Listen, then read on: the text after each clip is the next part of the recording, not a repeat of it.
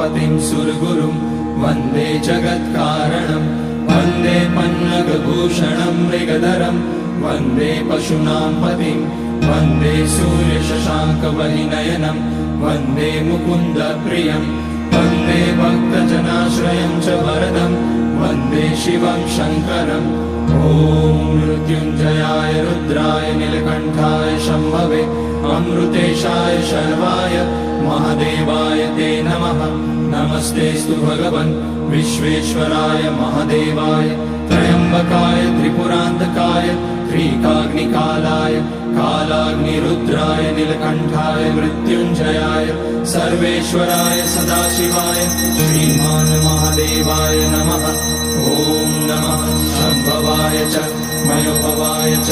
नमः शङ्कराय च महेश्वराय च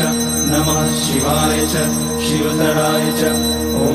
त्र्यम्बकं यजामहे सुगन्धिं पुष्टिवर्धनम् उर्वारुकमिव बन्धनान् मृत्योर्मुक्ष्यमामृतात्